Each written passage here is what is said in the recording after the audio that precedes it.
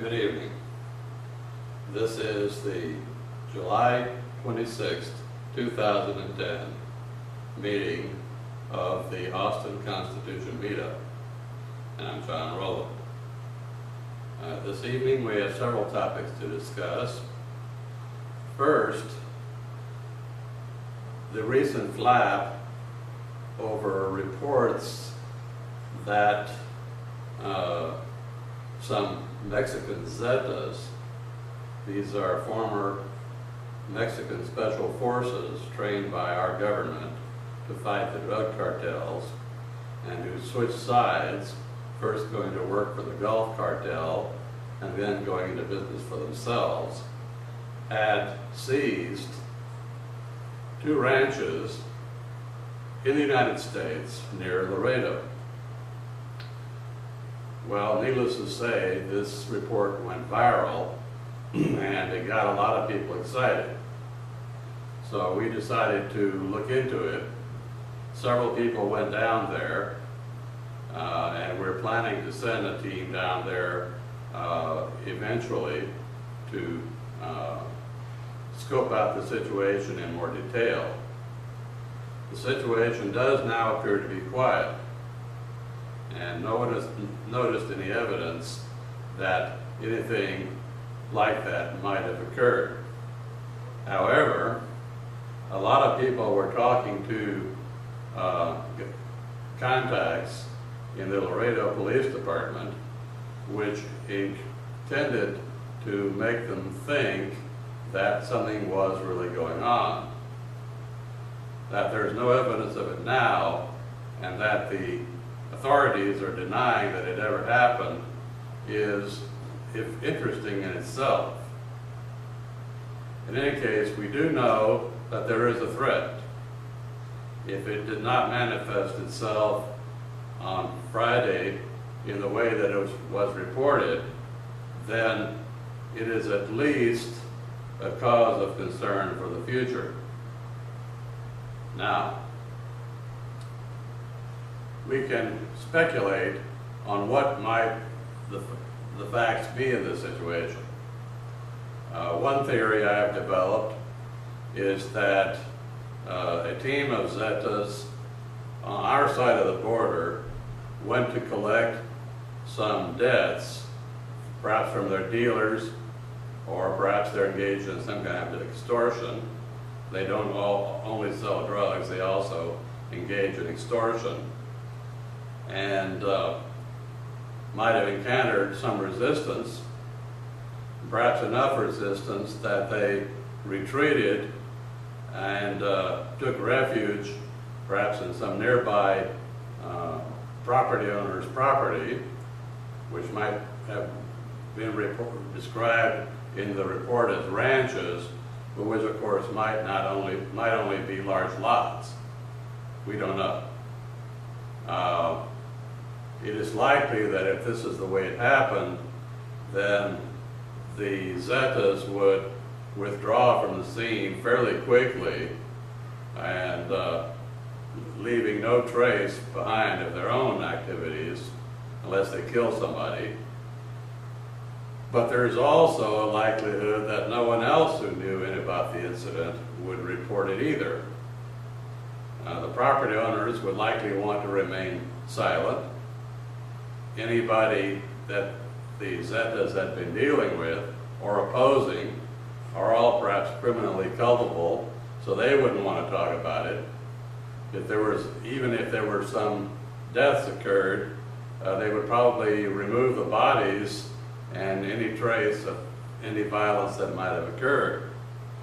So you could very easily have a conspiracy of silence, such that by the time that law enforcement or the military could arrive, the evidence had all been cleaned, as it were. So we don't know, we can only speculate. But we do have plans to organize both property owners and law enforcement along the border, even more than they already are. There are already associations, but to provide support for them in defending the border against intruders. Now, I've been publishing since 1995, something that I became aware of about that time, that the drug traffickers have been trying to gain physical control over parts of U.S. territory.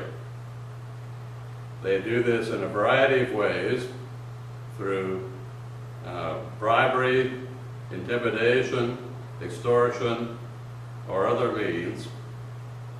In most cases, however, it is not a sudden attack. It is generally done quietly and out of sight, so that the targets of their efforts are not encouraged to think that they can get relief by going to the authorities or to their neighbors. So by approaching people one at a time, quietly, they can gain control over territory and over, in some cases, official actions without actually engaging in any kind of open and public attack. Now, we have had reports from Arizona, for example, of a rancher being beheaded, his family killed, and the ranch burned to the ground. We don't know the full story there. Perhaps the rancher had become involved in the drug trade, or perhaps he was just standing in their way. But we do have good reason to believe that the drug traffickers are trying to gain control of territory so that people in that territory won't interfere with their operations. This may take the form of simply dropping by the property owner and saying, we're going to be operating across your territory, don't interfere, don't tell anybody about it, and we will have a gift for you, if you help us out that way, if you look the other way. Okay, it could go to as far as approaching a property owner and saying, we want to buy your property, and here's what we're willing to pay for it. With the implication that it's an offer he can't refuse. Okay? They are apparently trying to do this along the border with Mexico, not necessarily all of the entire border, because a lot of the border is public property, but along as much of the border as they need to in order to facilitate the trafficking. We also have an indication that they are trying to achieve a similar level of control along transshipment corridors. These would be the major highways, the major arteries, and of course they lead to transshipment hubs, which are points at which the shipments are divided and sent out in different directions to the dealers and customers in various geographic areas. So they have a very elaborate distribution network, and they want to protect it because they can't turn to regular law enforcement or the courts to protect their illegal operations. So in effect, what they have to do is set up their own parallel government, their own shadow government, just to protect their business. And in the course of that, the public officials become compromised. That leads naturally to a situation that I've often described, that corrupt public officials also tend to become abusive of our constitutional rights. And that's where we come in. We go to court hoping and expecting the court to protect our rights, find that it doesn't, and wonder why.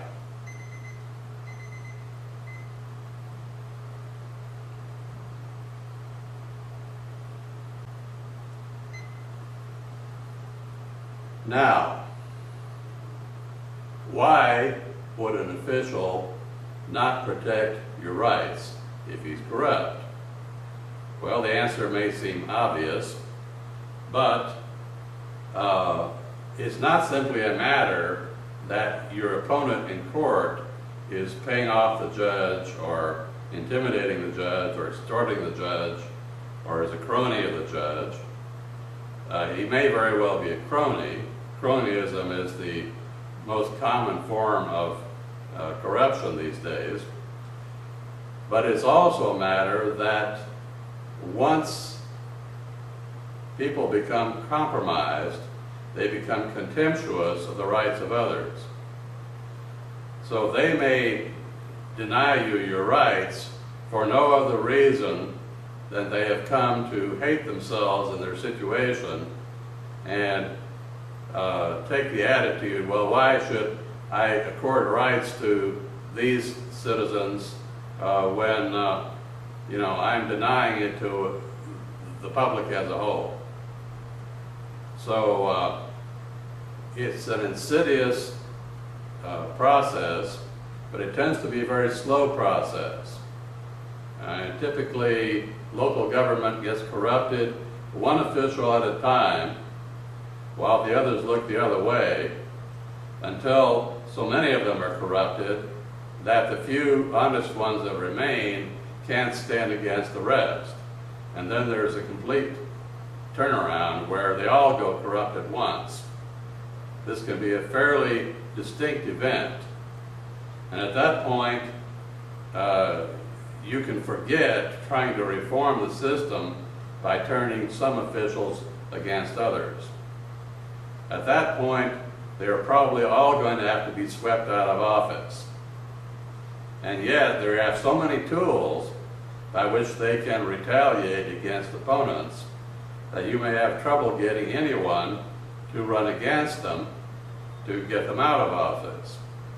We have had a number of situations at the local level where reformers have been approached, or would-be reformers, to run for public office there and declined to do so because they were afraid of retaliation of one kind or another. So when it gets to the point where not only are all public officials in a city or county corrupt, but you can't get anyone to run against them, that is when you have a serious problem that requires outside intervention. And that is where the militia comes in. As those of you who see this may not be aware, a militia is organizing everywhere. Now, traditionally, militia activists have thought more in terms of survival, of protecting their families, their homes, themselves, but realizing that they can't do it alone, so they have to band together with others. But of course, the primary purpose of militia at the federal level is to protect against invasion, insurrection, and violations of law.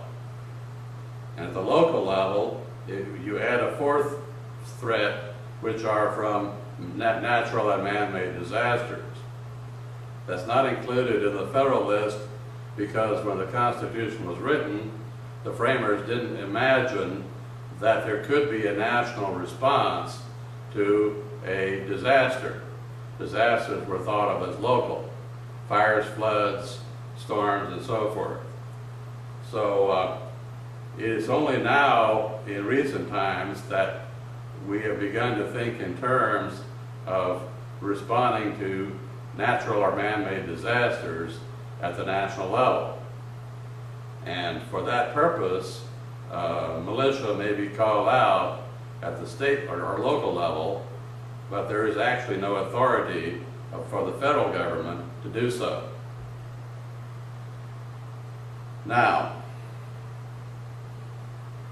let's return to the problem of border incursions. The argument is sometimes made that immigrants are no more likely to commit crimes than citizens are. Well, that may or may not be true, but it is misleading. First of all, people who sneak across the border at other than a legal checkpoint, other than a port of entry, are not immigrants. They are invaders. And what they have done is a crime. So right off the bat, they are criminals by the way they entered the country. So it does not work to lump together people who enter through a legal port of entry together with those who sneak across the border. They are not both immigrants. Immigrants are the ones who come in legally, who present themselves for inspection, ask questions, and answer questions, and are allowed entry. Now, if they have been given a visa and they overstay their visa, they become illegal by overstaying their visa, but even so, they are not illegal in the same sense as the ones who sneak across the border. So each of these different kinds of people need to be distinguished. Now, when we look at those who sneak across the border, how many of them are likely to commit crimes other than the crime of sneaking across the border? Well, the answer appears to be a fairly high proportion of them. Most might be here looking for work, but a fairly high proportion of them are here for things like dealing drugs, extortion, theft of vehicles, which they then take back across the border, all sorts of things like that. But even if they were no more likely to commit crimes than people from this country, we have to ask ourselves if we can prevent those crimes by keeping those people out, shouldn't we do it? And if we cannot distinguish between the criminals and the honest entrants, then we may have to keep out the honest ones in order to protect ourselves from the criminals. And we have to ask ourselves if there are benefits to allowing people to enter seeking work, and there are, then is it worth those benefits to also accept the ones that are here to commit violent crimes against American citizens? And I would say, for the most part, there's some point, there's a line, you might tolerate a murder here, a murder there, in order to allow workers to come in and harvest the crops. But those workers can come in and harvest the crops legally. There's already plenty of provisions for them to come in legally and as guest workers and leave when the harvest is completed. So they don't have to sneak across the border. So they have other options. So because they have other options, and because those options, even if they're not as expensive as perhaps some might think they should be, those can be expanded to accommodate as many guest workers as we need.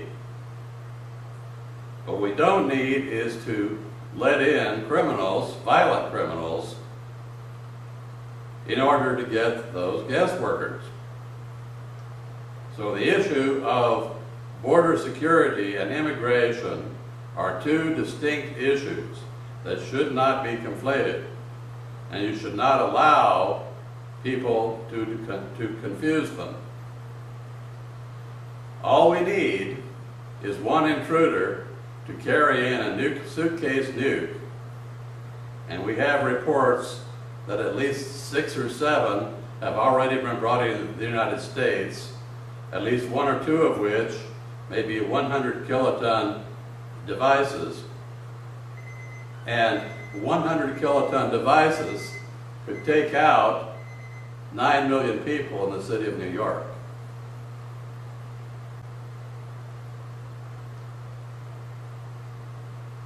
So, we've discussed the worst case scenario.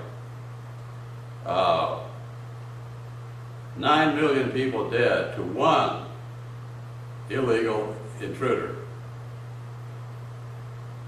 Who would be willing to do that? You know, what kind of intruders are there who would be willing to bring in a suitcase nuke that could kill 9 million people?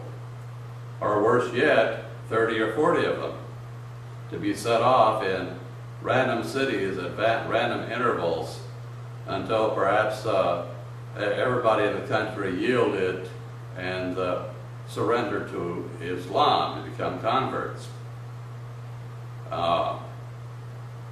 40 is the number of suitcase nukes that were missing from the Soviet inventory.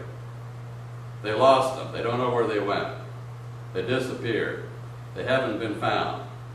They're still out there somewhere.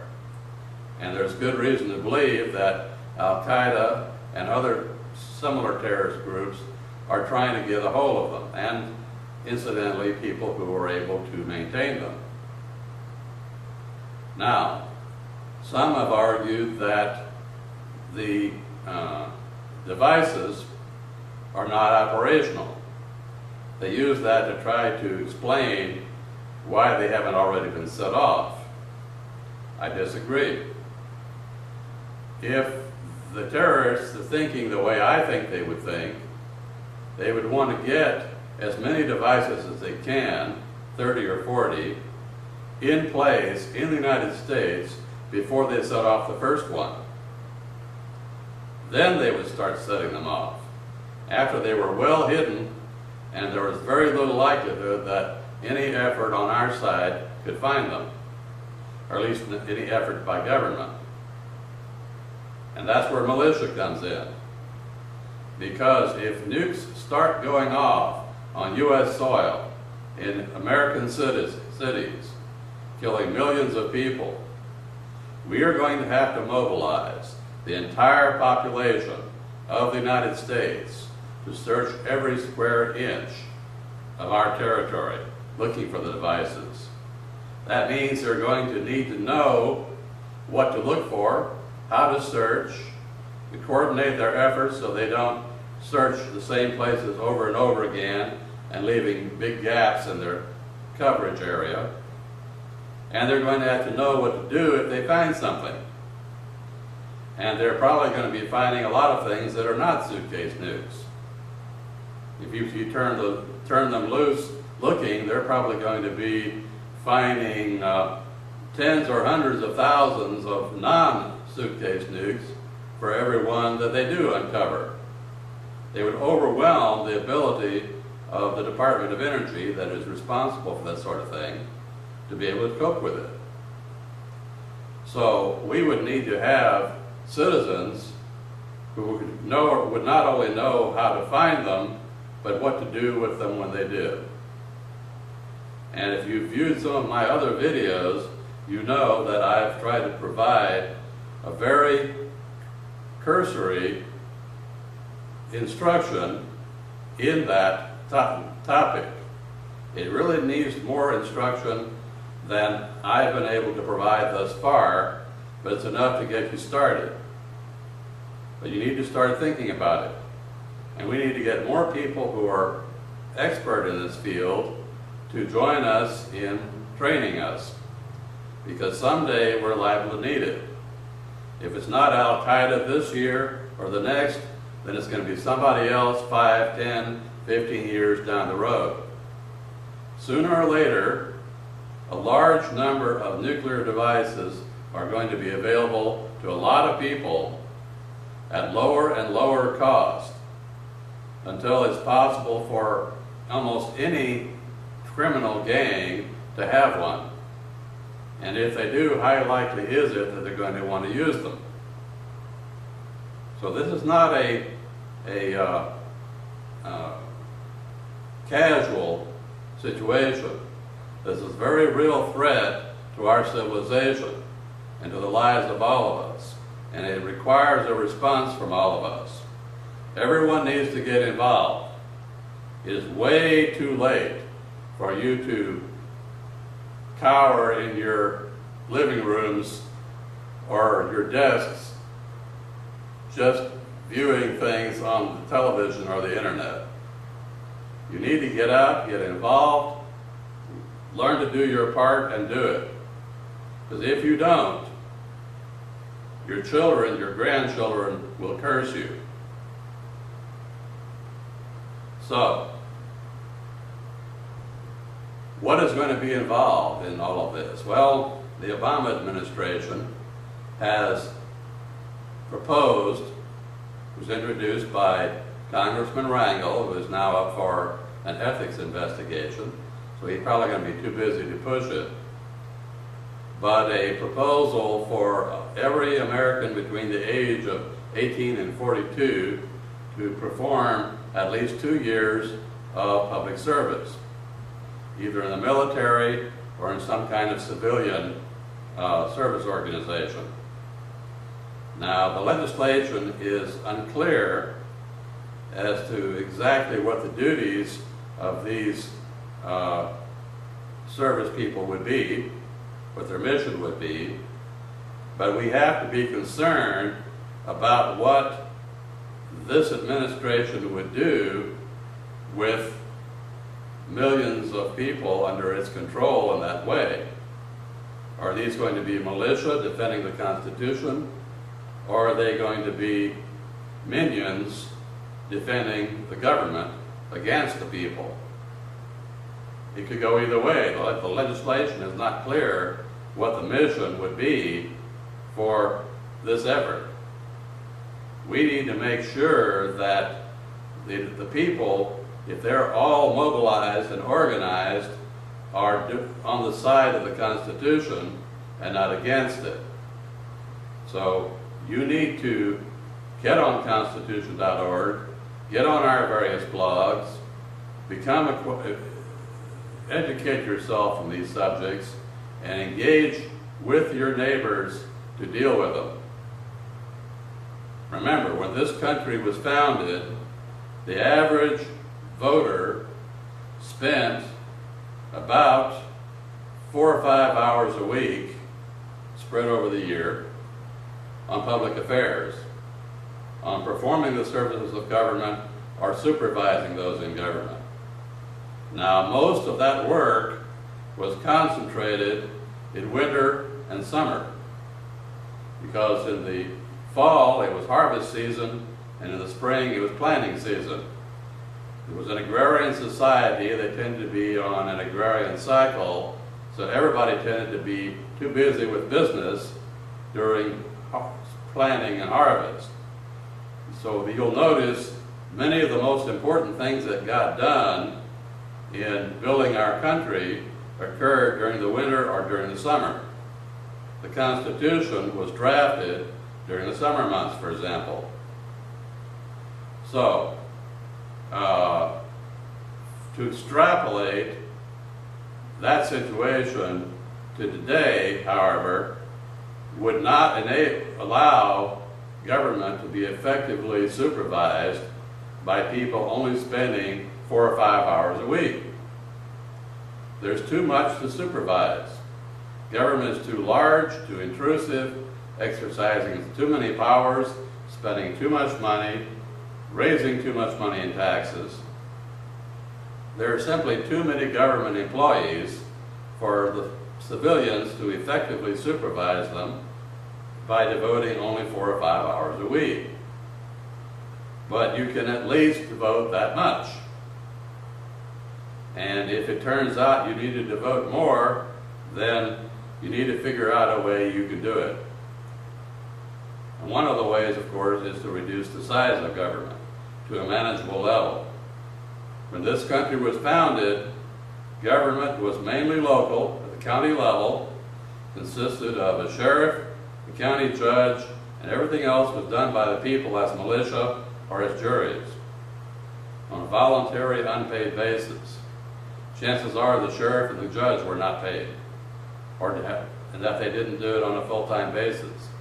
They had other businesses, did it part-time. When public affairs became so voluminous that people had to hire full-time professionals to do the public business, is when our country began its long slide to its present state.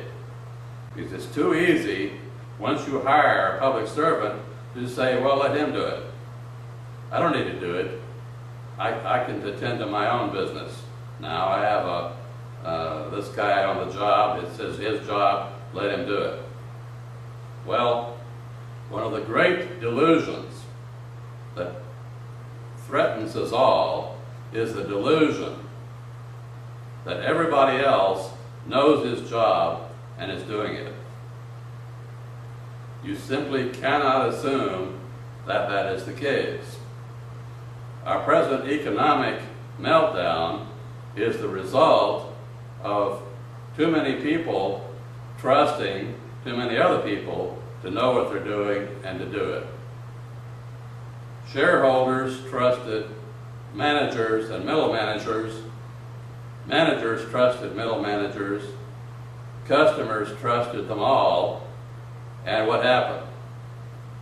Well, as long as things were running smoothly, as long as these large enterprises were profitable, it was easy to say, oh, they must know what they're doing. They're making a profit. Wrong.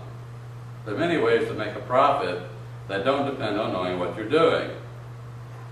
If you're in many situations, you can make where you can print money, for example, where you can create money out of thin air. You can create an illusion of profit and success even when there is no substantive basis for it. And that's what we've seen with a debt-based currency and a debt-based market and markets of debt-based instruments themselves. When people are no longer making things, performing real services, then they are dealing with expectations that may not be fulfilled. They are trusting people to know what they're doing and to do their jobs even when they don't have a clue. And I think it's beginning to become clear that the people who caused the financial meltdown on Wall Street really didn't know what they were doing.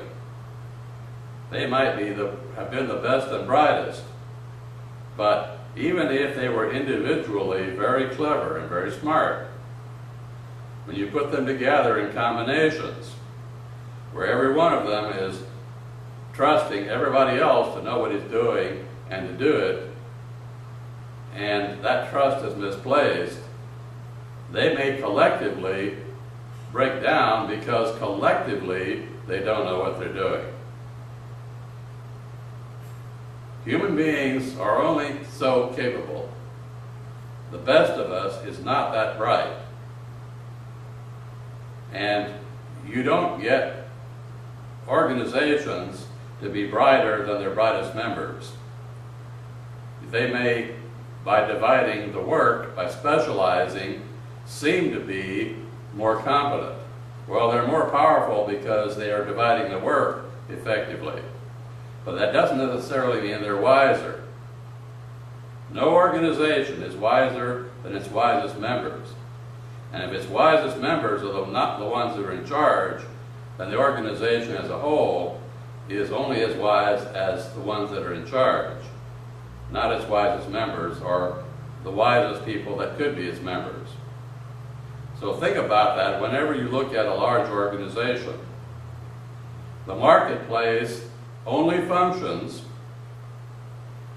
when you have small organizations.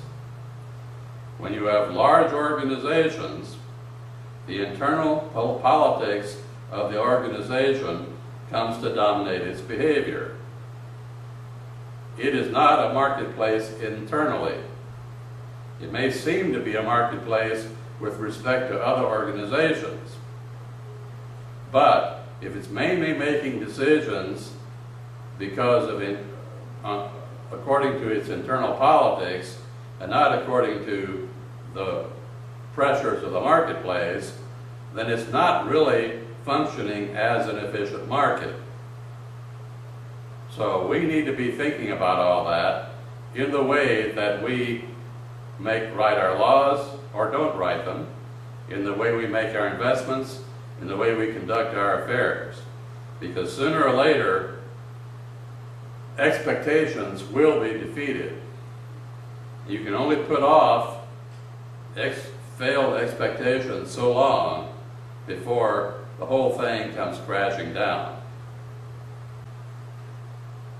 The recent enactment by Arizona of its own statute authorizing and directing its law enforcement personnel to enforce federal immigration laws brings up a number of interesting constitutional issues, because that statute is being challenged by the federal government in court. And the question arises, therefore, what are the constitutional issues? And that leads naturally to asking the question, where in the Constitution is there authority to regulate entry into the United States across our national borders? To answer that question, you have to understand the meaning of the terms used in the Constitution, which was written in the legal English of 1787. And one of the clauses, Article 1, Section 8, Clause 10, authorizes Congress to define offenses against the law of nations. Now, what is the law of nations and where do you find it? Well, the most immediate place to look for it you'll find in the writings of William Blackstone, his commentaries on the Constitution of England, the laws of England. But what actually is the law of nations? Is there some kind of world government that makes law for nations? No, of course not. The law of nations is a kind of custom that developed over a period of time for what may be called the community of nations. In law, there can be no law without a sovereign, and there is no sovereign over nations. Each nation is a sovereign unto itself. Therefore, there can be no law for nations imposed on them by a sovereign. But they can accept the law of nations, each for itself and its citizens, in order to minimize unnecessary conflict with other nations. And that's what they did. There's several elements of the law of nations, which you can get from Blackstone, from Vattel, from Burla McKee, from Hugo Grotius, and various other legal theorists who wrote on the subject. First, no attacks on foreign nations, their citizens, or shipping, without either a declaration of war or letters of marque and reprisal. That is what authorizes it, which makes it an official action of the government. 2, honoring of the flag of truce, peace treaties, and boundary treaties. No entry across national borders without permission of national authorities. That's where we get the power to control entry into the country. 3, protection of wrecked ships, their passengers and crew, and their cargo from depredation by those who might find them. In other words, if a shipwreck occurs the people are supposed to protect its cargo and passengers and enable them to be returned to their rightful heirs or owners. 4. Prosecution of piracy by whomever might be able to capture the pirates, even if those making the capture or their nations had not been victims. The old saying was that pirates are enemies of all mankind. Pirates are the one exception to the general rule that an offender, a criminal offender, has to have committed his offense on the territory of the nation. A pirate can be considered a criminal and prosecuted as such, no matter where he commits the offense. And what is a pirate?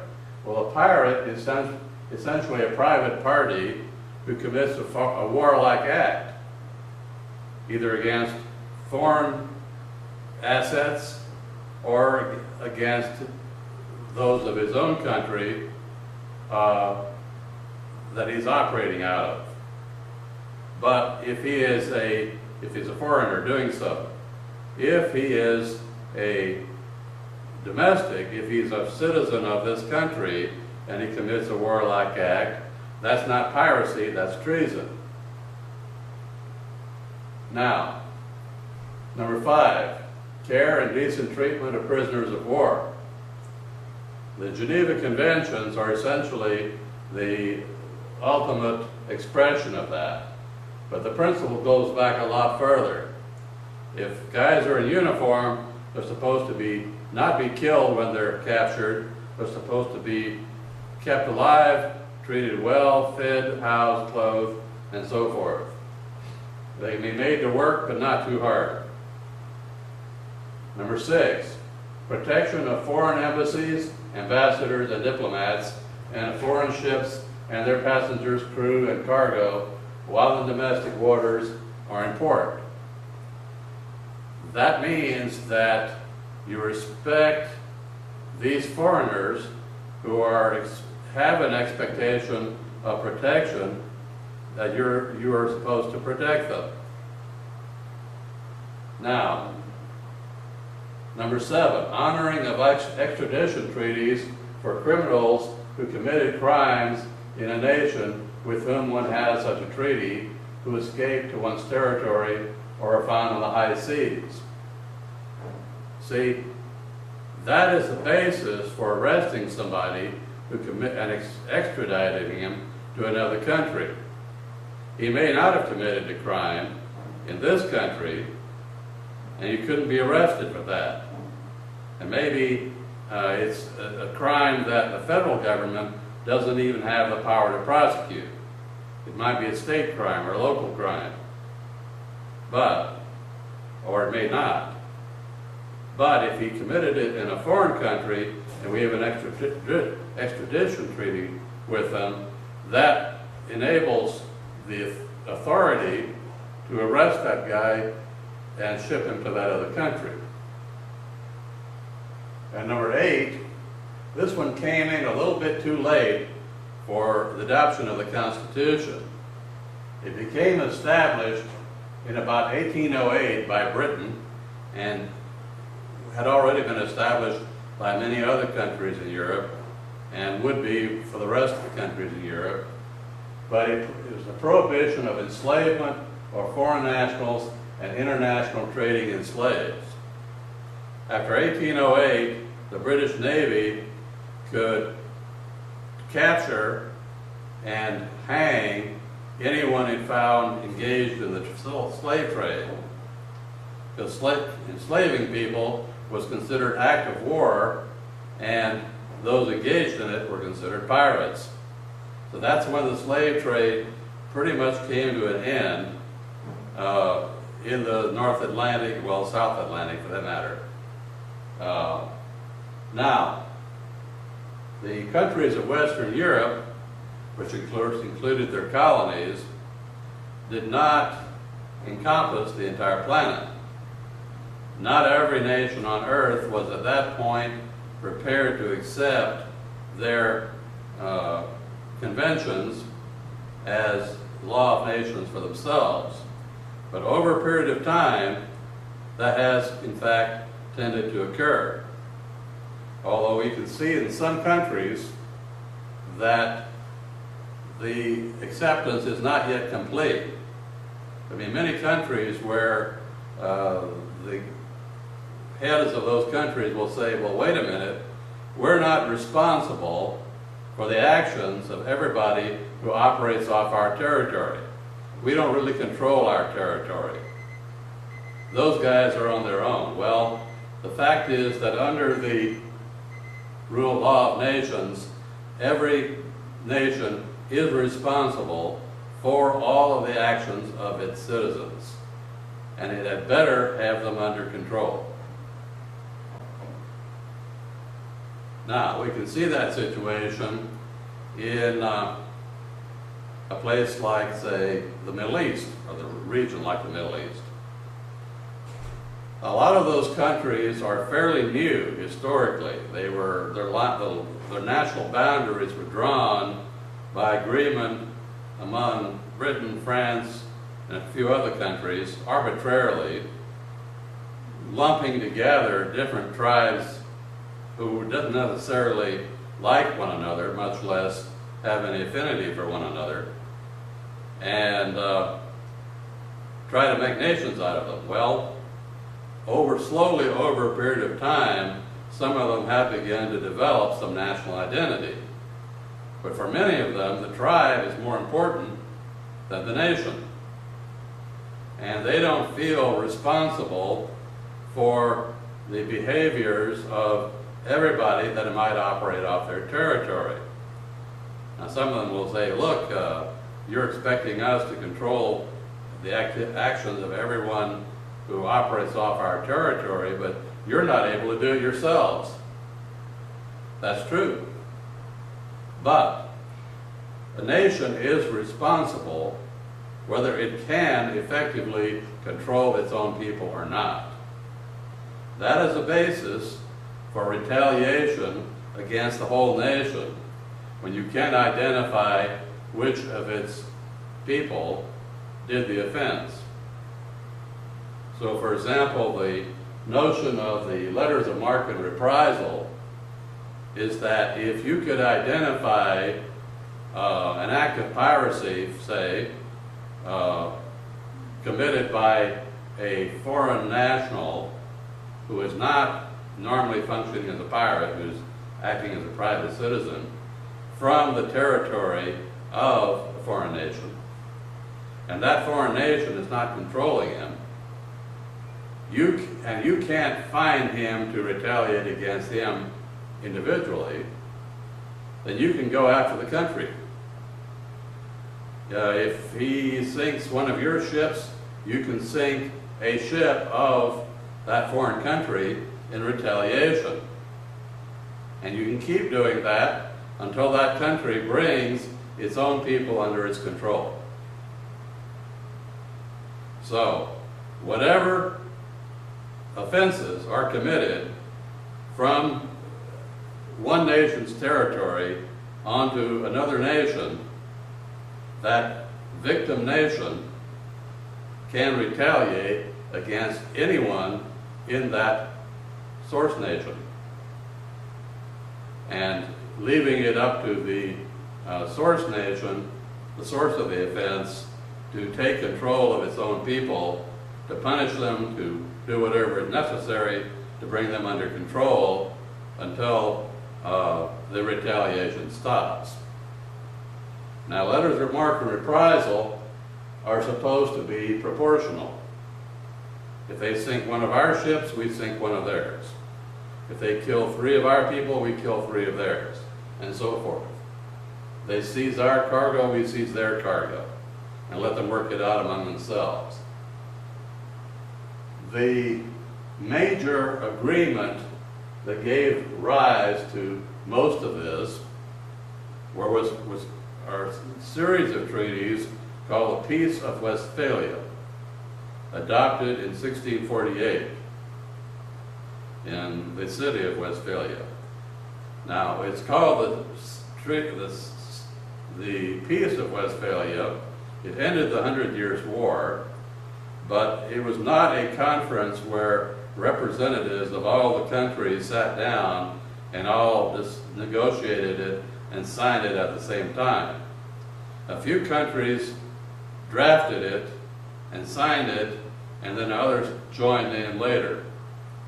And that became the principal basis for the Law of Nations until the League of Nations was instituted after World War I. So the League of Nations then became a kind of substitute for the Treaty of the Peace of Westphalia.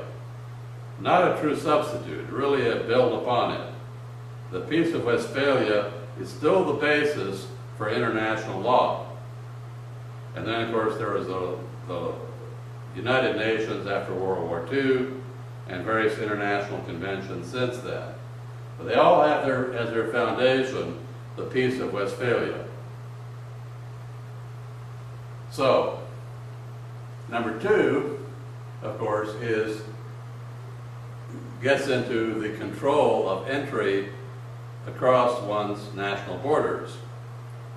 Now, for the United States, who has the authority to do that?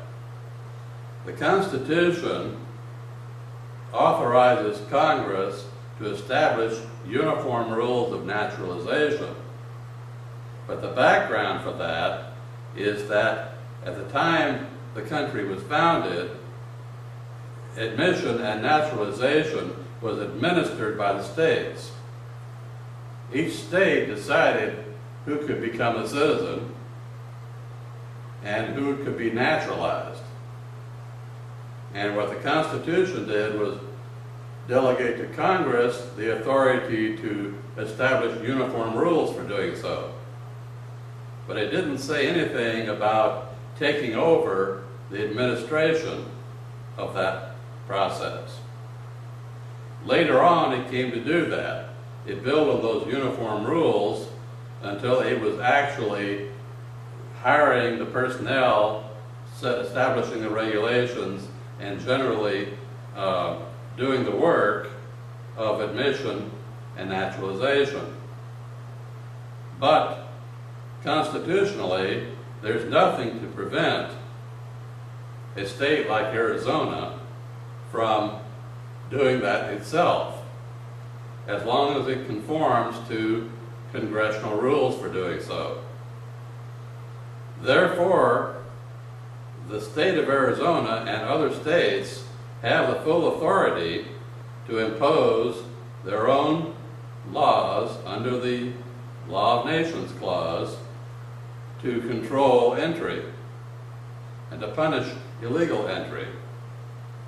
And if the congressional rules require them to turn over immigrants, illegal immigrants, for prosecution at the federal level, well, there's some question, really, whether Congress can actually make it a crime to enter the country illegally. Under the Law of Nations Clause, it can, but not under the Naturalization Clause. So it's important to understand that. So the jurisdiction for naturalization and admission is concurrent. These two clauses in the Constitution make that clear. Under the Law of Nations, Congress has first dibs on the control of immigration and naturalization. The states may do it also. And that's where potential conflicts can arise. But at this point, the Arizona statute, as written, does not appear to be in conflict with the Constitution. And I expect if the Supreme Court decides the question competently, that they will rule in favor of Arizona.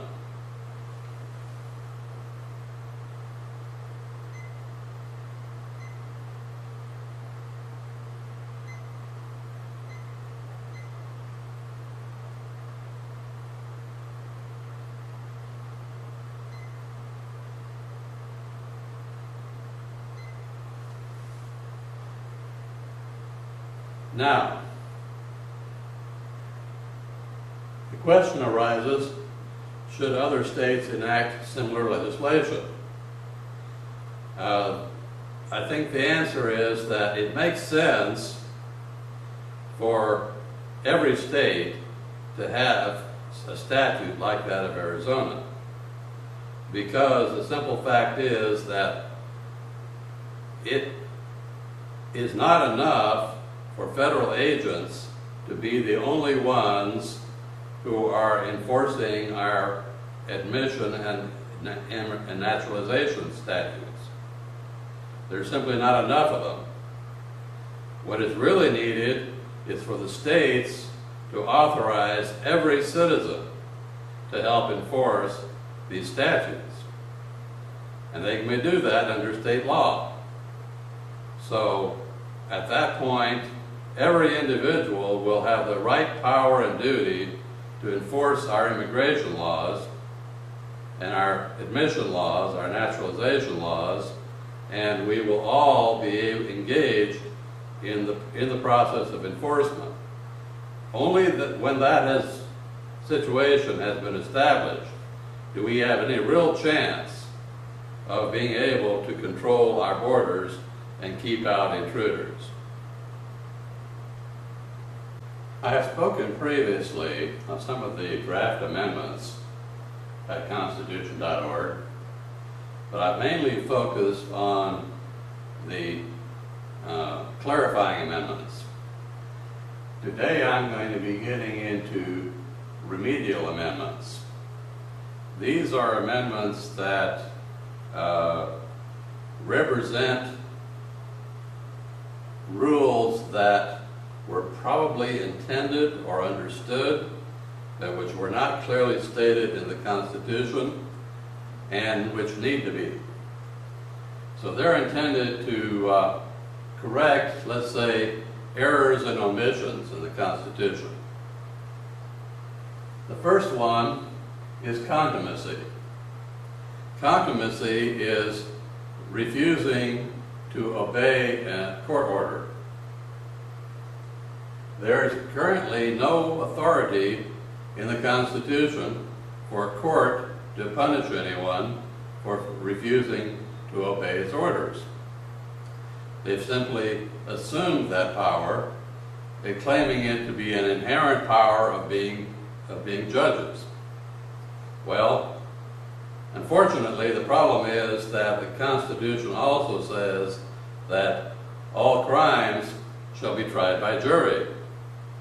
And judges have been imposing penalties for refusing to obey their orders without a trial by jury.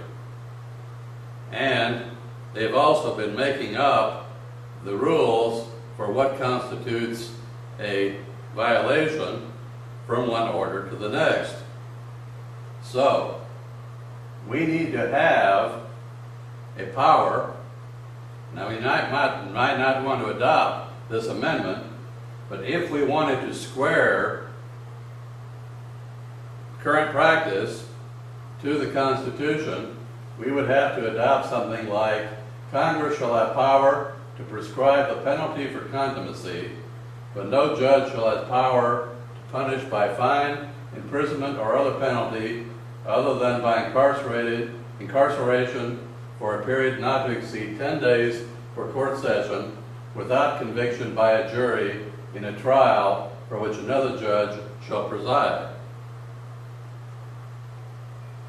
Next, the income tax amendment, so-called 16th Amendment, is a source of a great deal of controversy because a number of investigators have found that the evidence that it was ever actually ratified is lacking. In fact, there's strong evidence that it was positively rejected. And yet, a clerk in the Secretary of State's office declared that it was ratified, and everybody's been accepting it ever since. Well, if a clerk or the Secretary of State can declare what is and is not an amendment that has been ratified, then they can invent a new amendment out of thin air, declare it ratified, and we'd be stuck with it. Obviously, that was not the intent of the founders. They intended that a question about whether an amendment had been ratified would have to be decided by an examination of the evidence. That really means that a court has to be able to look at the evidence and decide whether or not it had been properly ratified, and not just take the clerk's word for it. So, we have the income tax amendment, the amendment proposed by Congress in 1909 to have power to lay and collect taxes on incomes from whatever source derived, without apportionment among the several states, and without regard to any census or enumeration, was never ratified, or if it was, is hereby repealed and rescinded retroactively. Taxes on equal exchanges, such as on the recipient of salary or wages for labor, shall not be taxable to a party who may not pass the cost to a buyer. What this is remedies, or tries to correct, is to define, at least in part, what is the difference between a direct and an indirect tax as well. We get into that elsewhere in the amendments, but this deals with it particularly for incomes. Then the next one, official misconduct. The Constitution speaks of people remaining in office, especially judges, during good behavior. But what is good behavior?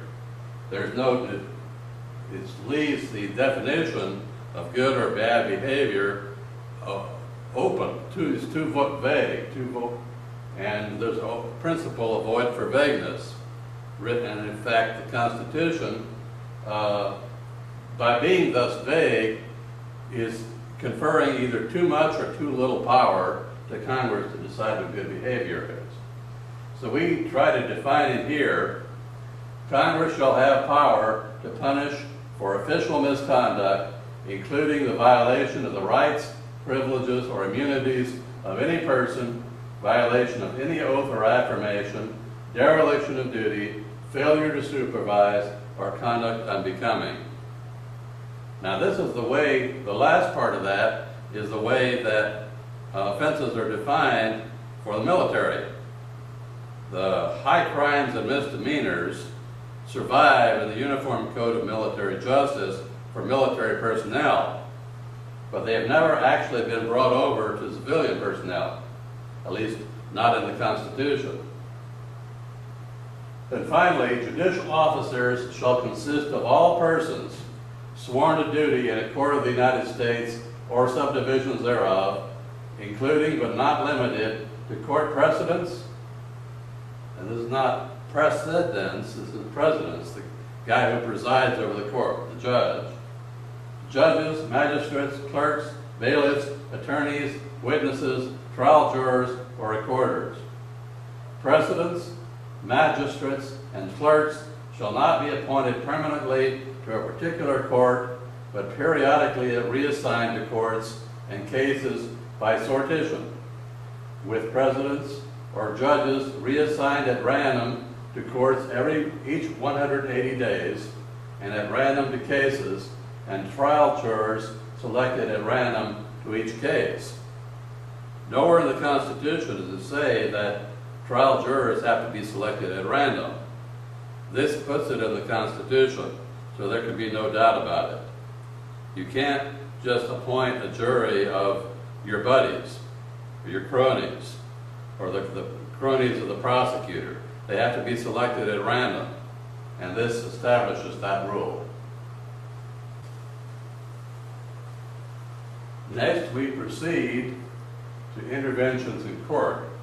Interventions in court is where a third party comes in as a party with a position that is maybe supportive of one party of the other two main parties, or maybe in opposition to both of them. And this writes into the Constitution, interveners in cases who argue in defense of the Constitution shall not be excluded or impeded in trial or appeal, in the courtroom or outside it, or in presenting legal arguments to juries. In other words, what this would do, if both parties in a case were violating the Constitution, and that often happens, the Constitution is not necessarily represented by either side in a case. And when it's not, somebody needs to be able to come in from the outside and say, wait a minute, both of you guys are arguing for violating the Constitution, and I'm going to argue for upholding it. And this is allowing intervention not only at the trial level, but all the way up to the Supreme Court. It's not just a matter here of filing amicus briefs, it's a matter of filing interventions so that you have, as an intervener, the power to call witnesses, to subpoena witnesses, and to ask questions, to raise objections, and so forth, just like any other party to the case. Then, finally, in this, or next to the last, in this section, ceded parcels. Parcels ceded, now we're speaking here of Article 1, Section 8, Clause 17. Parcels ceded to the exclusive jurisdiction of Congress by consent of a state legislature must be specifically described by metes and bounds at the time of cession, and all state citizens of such parcel shall remain citizens of the ceding state for all elections to offices of the state or the union. The boundaries of such parcels shall be clearly marked to give notice to any person entering or leaving which jurisdiction he or she is in. Now, in other words, if it's applied to the District of Columbia, this would mean that citizens of the District of Columbia remain citizens of Maryland. They can vote for the Maryland governor, for a senator of the representing Maryland, U.S. Senator, or a member of the House of Representatives representing the people of the District of Columbia. So even though there is a federal city over which Congress has presumptive authority, the people of the District of Columbia are still represented in Congress and in the presidency. Then finally, impeachment of the Vice President. In a trial of impeachment of the Vice President, he shall not preside over the Senate. That was a mistake made when the Constitution was written. It allowed for the Vice President to preside over his own impeachment trial. Clearly that was not intended, it was an oversight, but this fixes it.